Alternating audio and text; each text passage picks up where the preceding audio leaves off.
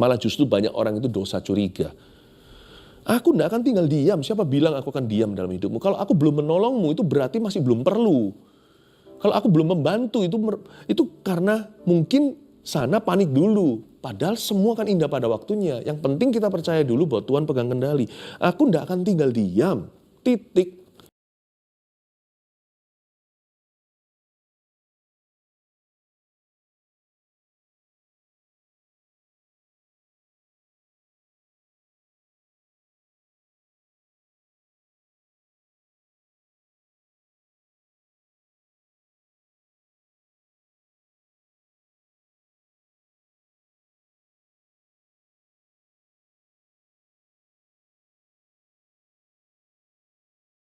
Baru.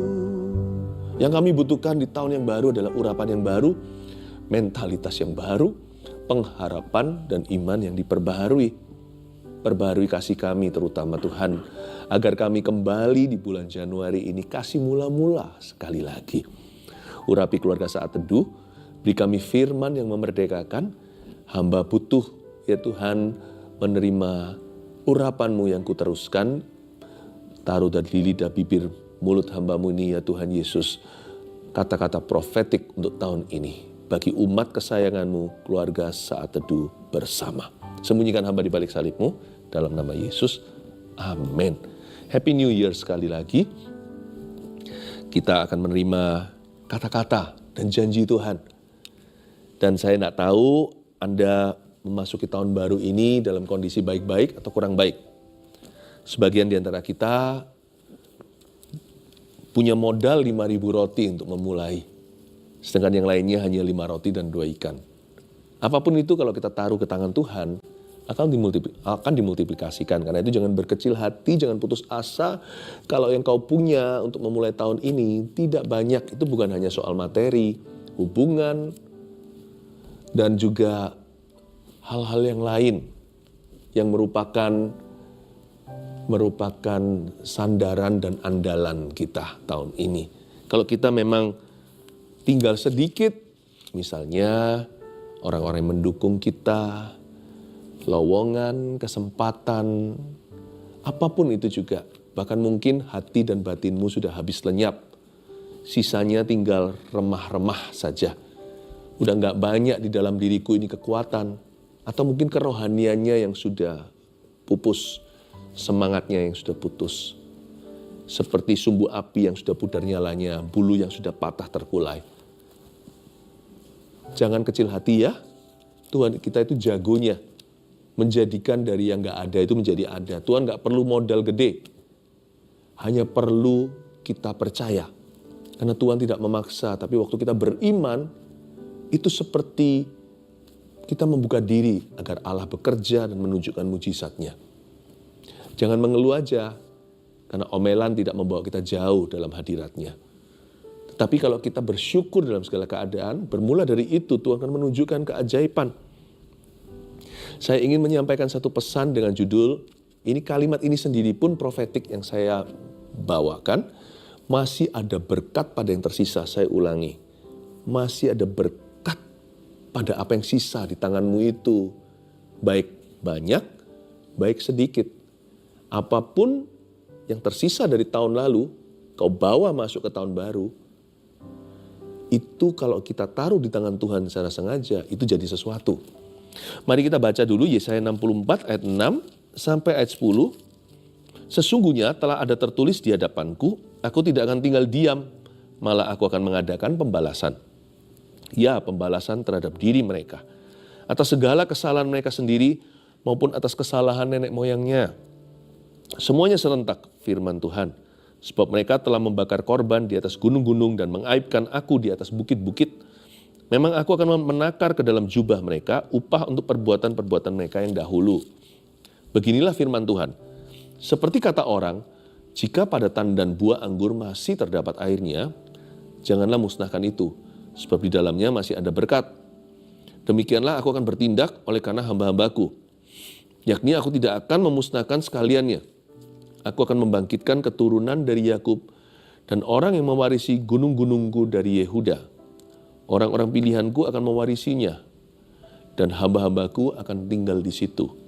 Saron akan menjadi padang rumput bagi kambing domba, dan lembah Akor menjadi tempat pembaringan bagi lembu sapi, untuk umatku yang mencari aku. Yang penting kita cari Tuhan dahulu. Semua ayat-ayat yang kita bacakan tadi itu adalah pesan Yesaya secara profetik kepada bangsa Israel pada zamannya. Dan dia menubuatkan sesuatu yang belum terjadi, yaitu hukuman Tuhan. Ini adalah firman penghakiman Tuhan atas umatnya sendiri, orang Israel yang membangkang dan menyembah berhala. Mereka sengaja menyakiti hati Allah dan tidak mau bertobat-tobat juga. Padahal Tuhan sudah terus-menerus membujuk mereka. Tapi mereka mengeraskan hatinya. Jadi firman ini sebenarnya makanan keras. Tapi waktu kita baca, kita bisa melihat hati Bapa di dalamnya. Tuhan itu gak pernah senang marah sama kita. Tuhan itu gak tukang murka. Allah itu bukan murka. Sekalipun Allah bisa murka, tapi Allah adalah kasih. Tuhan itu menyebut kasih sebagai gelarnya untuk describe himself atau untuk menjelaskan dan menggambarkan dirinya. Murka hanyalah sesaat yang Tuhan lakukan jikalau memang tidak ada jalan lain. Amarah Tuhan itu sesaat saja, tapi kasih setianya untuk selama-lamanya.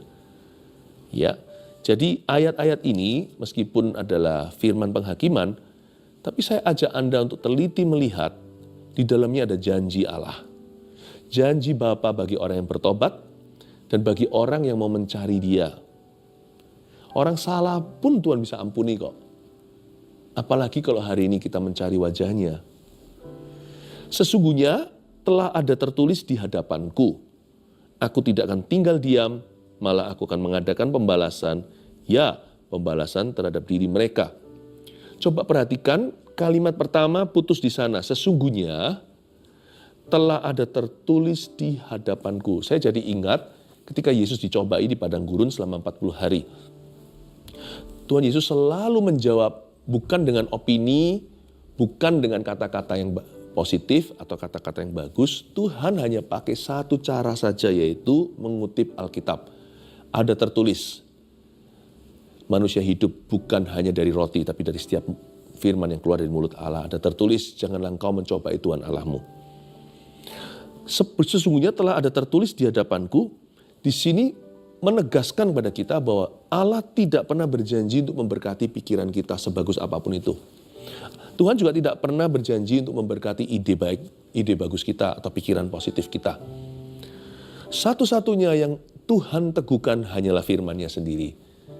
Jadi tahun ini kalau kita mau melihat berkat dan kalau kita mau melihat kuasa-Nya bekerja, satu-satu jalan dan caranya adalah kita harus sengaja hidup di dalam firman Allah. Bukankah Yesus pernah berkata, jikalau firman-Ku ada di dalammu dan kamu ada dalam firman-Ku, mintalah apa saja, niscaya dikabulkan. Karena orang yang hidup dalam firman gak mungkin ngawur permohonannya. Orang yang hidup dalam firman akan mengenal watak Allah dan akan menangkap isi hati Bapanya. Dan pasti kerinduannya adalah untuk melakukan kehendak Tuhannya. Hiduplah dalam firman. Kalau kita mau melihat Tuhan bekerja secara ajaib tahun ini, dan janji-janji Tuhan itu digenapi, kita diberinya kekuatan untuk bisa merebut tanah Kanaan atau tanah perjanjian kita masing-masing, maka kita harus secara sengaja menggali firman setiap hari. Ngerti nggak ngerti, baca dulu tuh Alkitab secara teratur. Dilarang malas untuk membaca firman. Daripada pikir yang aneh-aneh, mendingan renungkan firman Tuhan. Kalau kita khawatir melulu, yang berkembang bukan faith tapi fear, yang berkembang bukan iman, yang mengembang malah rasa ketakutan yang melumpuhkan. Itu tidak membawa kita kemana-mana dalam rencananya. Malah setback atau sebuah kemunduran. Sesungguhnya telah ada tertulis di hadapanku. Tuhan berjanji memberkati hanya firman-Nya. Dan kalau kita ingin melihat berkat-berkat-Nya, kita nggak boleh hidup di luar firman itu. Kalau Tuhan bilang jangan dilawan. Kalau Tuhan berkata berubahlah, kalau kita nggak kuat, minta kekuatan Roh Kudus. Tuhan mampukan aku, tapi jangan tolak mentah-mentah. Kalau Tuhan berkata kepada kita, ya, ini adalah janji.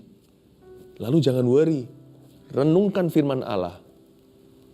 Jangan kita taruh percaya pada apa yang setan sanggup lakukan. Itulah kekhawatiran. Kita harus merenungkan apa yang Allah sanggup lakukan. Dan waktu kita memikirkan itu, meskipun kita tidak tahu persisnya nanti bagaimana cara pertolongannya. Tapi kalau kita mengagungkan kebesarannya, Tuhan kau sanggup, kau mampu, Tuhan akan mencukupi aku segala keperluanku menurut kekayaan dan kemuliaannya. Kalau kita melakukan itu, yang kita elu-elukan adalah kemampuannya, pasti kita sendiri hatinya akan menjadi besar. Sesungguhnya telah ada tertulis di hadapanku, berkat Tuhan hanya bagi orang yang hidup kan dalam firman-Nya. Tangkap itu. Dan kalau bukan hanya gali firman, tahun ini ayo perbaharui mesbah kita. Kalau ada mesbah keluarga, lakukan itu. Jangan bolong-bolong. Disiplin rohani adalah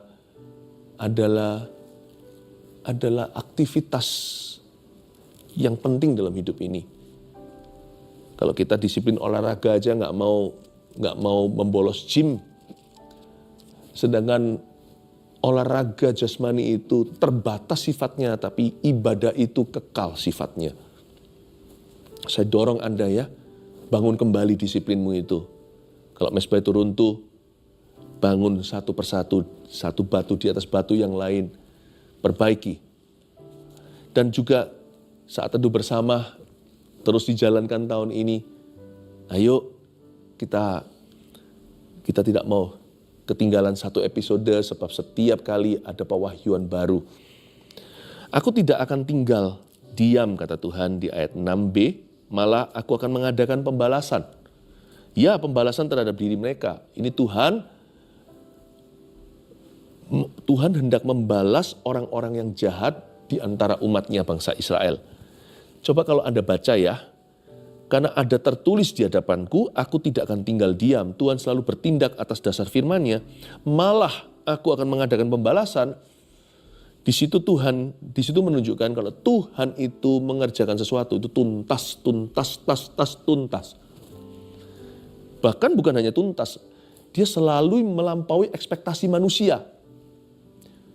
Apapun yang Tuhan kerjakan itu selalu komplit, selalu penuh, selalu totalitas.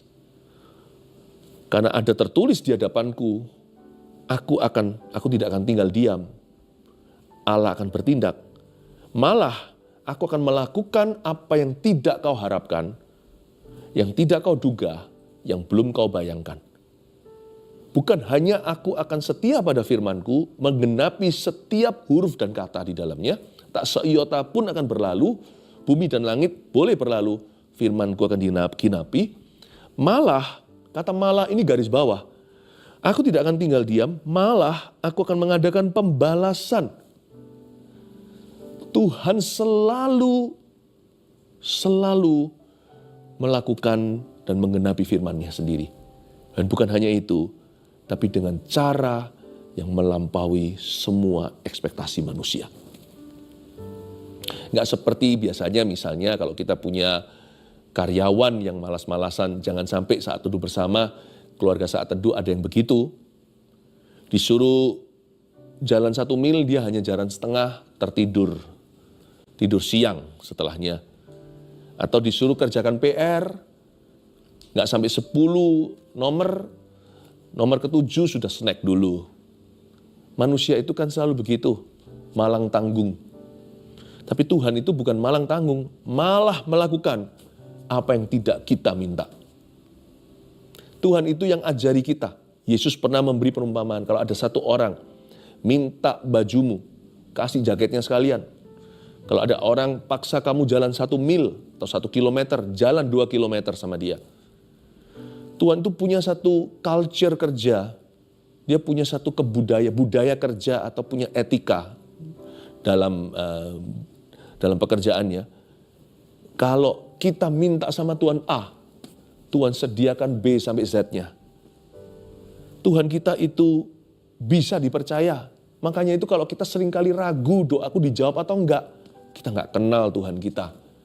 Doa itu harus punya pewahyuan kepada siapa kita doa. Setahu saya, Tuhan kalau kita minta sesuatu kepadanya, itu malah kita yang harus hentikan nanti. Tuhan, I cannot contain it. Bukankah doa Bapa kami ajarkan, Bapa kami dalam sorga, dikuduskan namamu. Berilah pada kami hari ini makanan kami secukupnya. Kalau kita minta sama Tuhan itu begitu rupa limpah ruah. Sampai-sampai kita berkata cukup sudah. Tidak ada kulkasku yang bisa menampung makanan ini lagi. Jangan takut kalau dijawab Tuhan itu setengah atau nggak dijawab sama sekali. Kenapa taruh curiga ya Adam dan Hawa? Jangan-jangan Tuhan memang mau simpan buah yang enak dari aku supaya aku tidak turut menikmatinya. Jangan-jangan aku nggak boleh makan, nanti aku jadi seperti Tuhan. Ya, jadi aku nanti jadi seperti Tuhan. Oh, kenapa kita mencurigai? Tuhan kepingin berbagi dengan kita apa yang dimiliki dia. Itu juga milik kita, hanya janganlah berbuat dosa. Jangan lukai hatinya. Kenapa Adam dan Hawa mau dengarkan suara si ular itu? Kamu kalau makan, kamu jadi tahu segala sesuatu seperti yang Maha Kuasa. Tuhan tidak beritahu kepada kita sesuatu karena kita nggak ready untuk tahu. Andai Tuhan bisa beritahu semuanya pada kita, Tuhan dengan senang hati sama dengan orang tua mau beritahu semuanya ke anaknya. Tapi anaknya masih balita. Kalau saya beritahukan malah justru merusak imannya. Tuhan itu hatinya nggak picik. Kalau dia jawab doa itu malah yang nggak kau minta diberikan padanya. Bukannya ada ayatnya, apa yang tidak pernah kau bayangkan, belum berani kau doakan. No eye has seen, no ear has heard. Mata belum lihat, telinga belum dengar. Itu yang Tuhan sudah sediakan bagi orang-orang yang mengasihi dia. Saya ingin Anda untuk melihat bahwa Tuhan itu kalau bekerja itu nggak ada remnya. Remnya itu kalau dia mengasihi maksudnya, kalau dia memberkati itu sungguh-sungguh tidak pakai tahan-tahan. Tapi kalau dia murka, dia marah, itu dikorting beneran. Benar-benar Tuhan itu menahan amarahnya. Kalau enggak, kita sudah niscaya dari dulu binasa. Dari zaman-zaman sono, pada waktu zaman Musa ketika Tuhan murka dengan bangsa Israel di padang gurun, udah dari situ semuanya udah punah. Tuhan itu menahan amarah, tapi kalau mengasihi itu dia brol-brolan. Please, tahun ini jangan pakai cara aku harus pompa-pompa iman. Kalau Anda memang perlu memompa sesuatu, mari kita pompa pengenalan kita akan Tuhan. Kalau kita kenal Tuhan itu iman gak susah. Iman itu gak usah ditambah. Kalau kita tahu dia siapa, iman itu akan bertambah sendiri. Oh dia begitu, jadi iman kita gede rasa. GR itu gak apa-apa. Malah justru banyak orang itu dosa curiga. Aku gak akan tinggal diam, siapa bilang aku akan diam dalam hidupmu? Kalau aku belum menolongmu itu berarti masih belum perlu. Kalau aku belum membantu itu karena mungkin sana panik dulu. Padahal semua kan indah pada waktunya. Yang penting kita percaya dulu bahwa Tuhan pegang kendali. Aku tidak akan tinggal diam. Titik. Malah aku akan mengadakan pembalasan. Memang ini konteksnya hukuman. Tapi sekali lagi, ini bukan hanya soal penghakiman. Ini soal janji Tuhan. Ini soal etika, etos kerjanya. Kalau kita membaca Alkitab bukan hanya lihat konteks saat itu, tapi kita harus melihat karakter Allah di dalam setiap ayat tersebut. Kalau saya baca di ayat 6, saya menemukan karakter ilahinya. Bahwa Allah kita dalam bahasa Inggrisnya, He always does things thoroughly. Dia selalu job well done kalau dia mengerjakan sesuatu. Atas segala kesalahan mereka sendiri ayat 7 maupun atas kesalahan nenek moyangnya.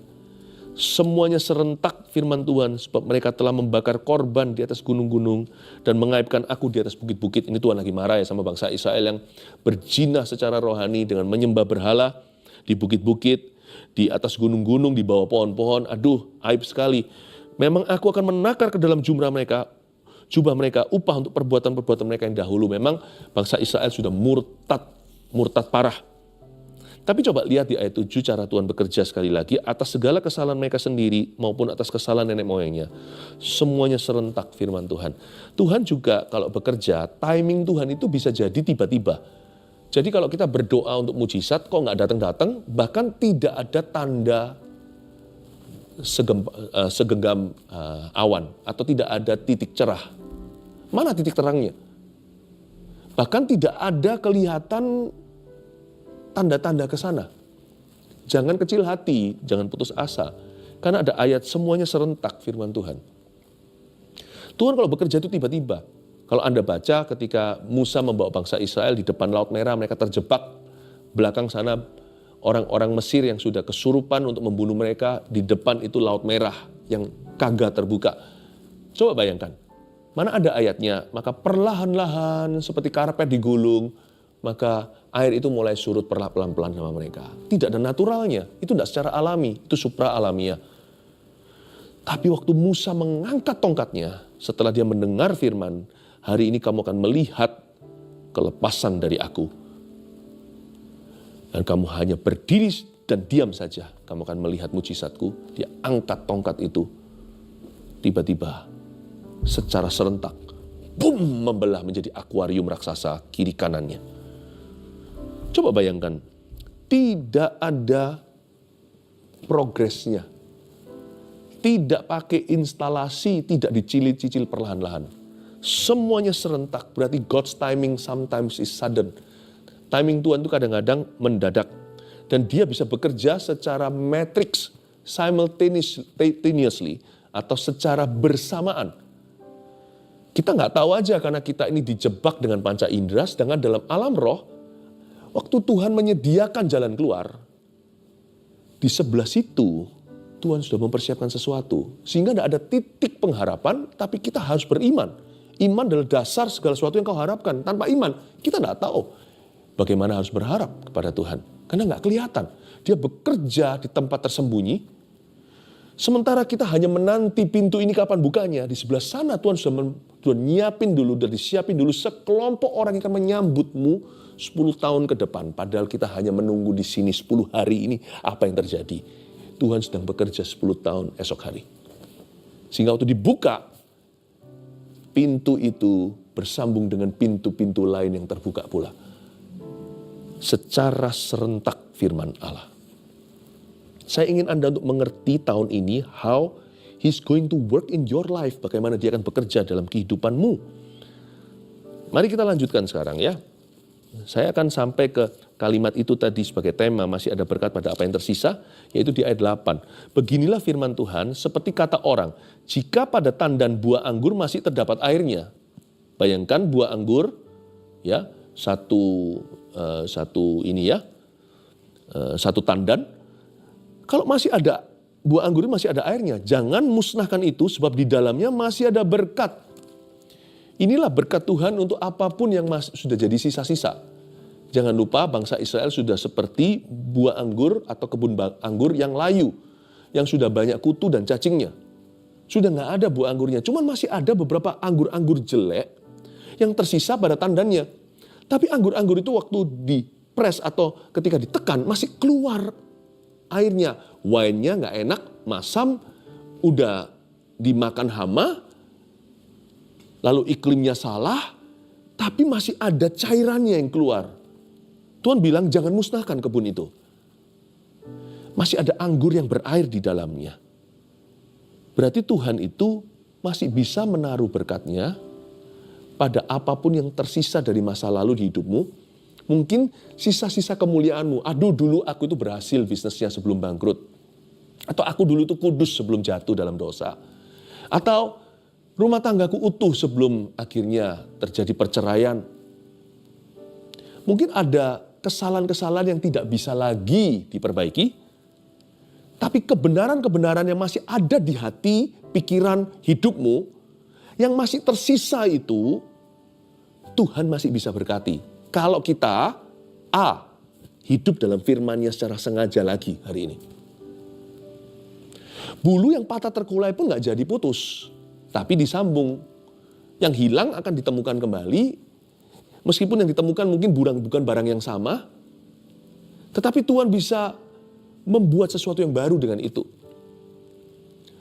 Bulu yang patah, sumbu yang pudar nyalanya dipadamkan? Enggak, malahan dinyalakan. Misalnya ada orang yang hamil di luar nikah. Itu anak sudah jangan digugurkan. Itu namanya gali lubang, tutup lubang. Itu tutup dosa dengan dosa. Apakah Tuhan masih bisa berkati bayi itu? Bisa. Kalau sang ibu mau hidup dalam firman lagi. Tuhan masih bisa cipta Salomo dari anak Batsheba. Meskipun anak pertama Daud itu terlanjur mati sudah, kakaknya Salomo seharusnya. Tapi Tuhan masih bisa menciptakan sesuatu yang baru dari rongsokan itu. Di tempat di mana kita runtuh, puing-puing satu building atau reruntuhan satu bangunan, Tuhan bisa ciptakan, bangun di atas reruntuhan bangunan yang satu itu, satu kota bahkan, satu kota yang baru. Tuhan itu ahlinya, dia pejunan yang bisa ambil tanah liat yang rusak. Tapi karena dia maestro, di tangan maestro itu berubah menjadi bejana yang baru. Mungkin kalau pecahnya terlalu parah, justru mahal itu kelihatan retak-retakannya. Kalau Allah bisa membentuknya menjadi sebuah pot abstrak dengan nilai seni yang sangat tinggi. Anda akan terkejut, retakan itu pun jadi mahal. Saya ingin Anda untuk membayangkan. Dari kata-kata kalimat saya ini, saya mencoba menggambarkan di kanvas kehidupan atau di lembaran kosong hatimu. What's left of you, apa yang tertinggal, apa yang tersisa dari glory masa lalumu, kemuliaan masa lalumu, sebelum Anda jatuh, sebelum Anda gagal.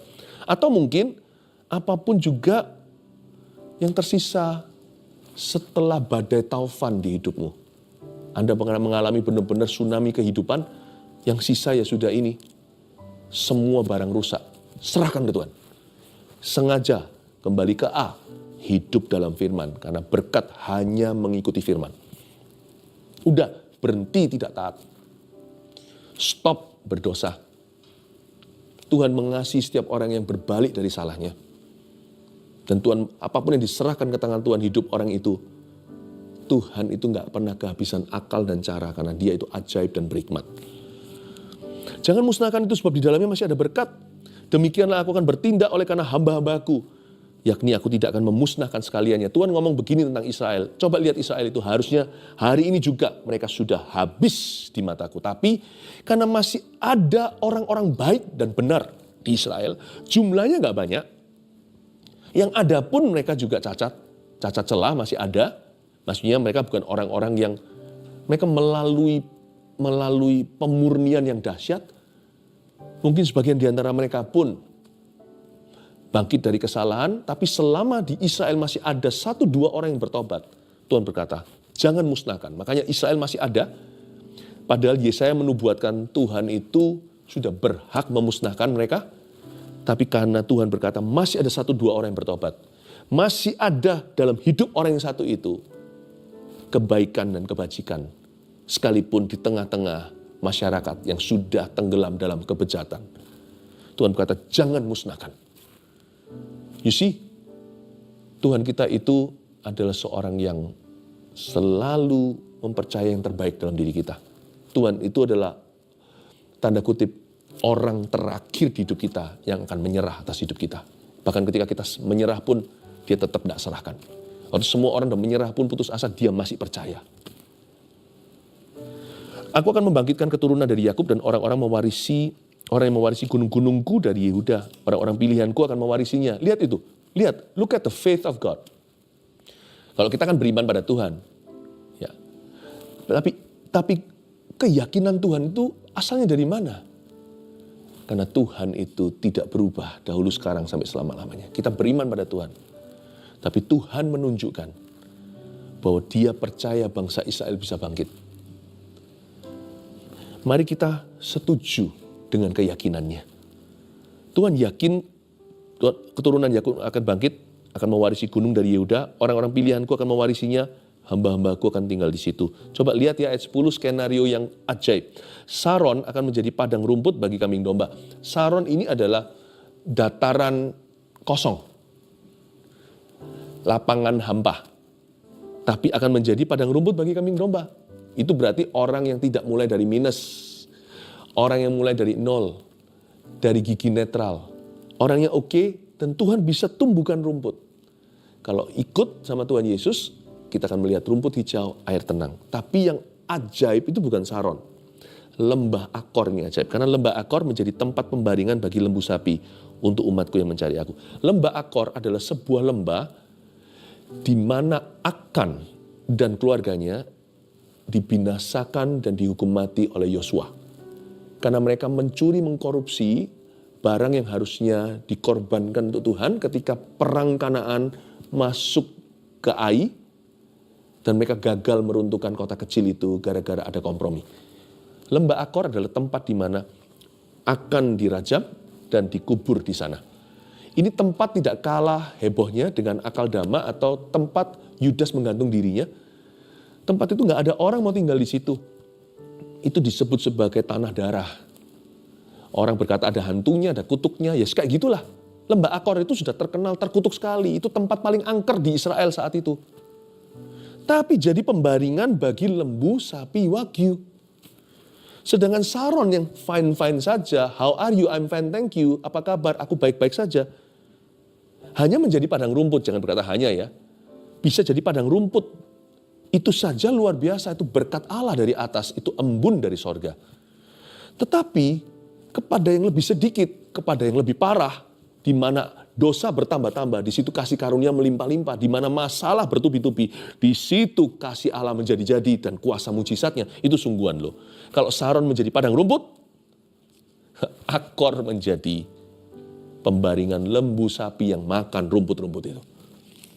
Betapa ajaibnya Tuhan itu gak pernah kalau bayar hutang, Tuhan gak utang sama siapa-siapa, dipaskan itu gak pernah. Waktu Tuhan bayar sesuatu, hutang kita itu waktu dibayarnya, dia akan membayarnya berlebihan. Seolah-olah hutang kita itu hanyalah kembalian. Masa kita kayak gini itu setara dengan Yesus mati? Orang kayak kita sampah-sampah di mata Allah, dosa. Yesus yang begitu mulia dan berharga digantikan untuk kita. Itu kan besar pasak dari tiang. Kita ini seberapa harganya, masa seharga Yesus toh? Dia mati, kita ini kan hanya kembalian. Tuhan itu kalau bayar lunas, He pays in style. Kalau dia pulihkan, tidak pernah pulihkan sampai break even, sampai nol. Dia akan bangkitkan orang itu, dia nggak pernah pulihkan kalau apa yang pahit itu menjadi tawar, dia selalu sembuhkan air pahit itu menjadi madu. Semoga kata-kata saya seperti sanjak di dalam jiwa yang membuat Anda hari ini sadar betapa mulianya Tuhan kita dan bahwa masih ada berkat pada apa yang tersisa. Jangan kecewa. Ada 3 poin, Anda catat segera. Ini adalah summary apa yang kita pelajari. Berkat Tuhan hanya bagi orang yang hidup dalam firman-Nya. Jangan lupa, kembali ke A tadi, yaitu orang yang hidup dalam firman-Nya yang lihat kuasa. Yang tidak hidup dalam firman tidak akan lihat kuasa Tuhan. Karena Allah tidak berjanji memberkati pikiranmu. 2, Tuhan bisa memberkati apapun yang tersisa dari masa lalu kita. Kabar baik buat kita. Baik itu masa lalu, sisa-sisa glory, kemuliaan, atau sisa-sisa dari badai yang kita lalui. Tapi yang pasti Tuhan nggak bisa berkati sisa-sisa dosa kita ya. Tolong itu semua cuci bersih ya. Itu dibuang aja, sin no more, jangan berdosa lagi. Dosa, sisa dosa nggak bisa dipakai sama Tuhan. Ya, sisa kehidupan bisa. 3, sedikit yang kita punya bisa menjadi luar biasa di tangannya. Ingat tadi pahit nggak jadi tawar, pahit jadi madu. Lihat tadi, tempat terkutuk, tempat darah, lembah Akor, tempat makan lembu sapi wagyu. Ini nggak main-main. Tuhan itu bisa memulihkan hidupmu dengan cara yang akan mencengangkan tetangga-tetanggamu. Termasuk pekerjaanmu, kesehatanmu, pernikahanmu, dan masa depanmu. Haleluya. Terimalah berkat dari Allah Bapa, Putra, dan Roh Kudus. Sisa-sisamu diberkati oleh Tuhan menjadi banyak. Terimalah dengan iman 12 bakul roti kau bawa pulang. Dalam nama Yesus, amin.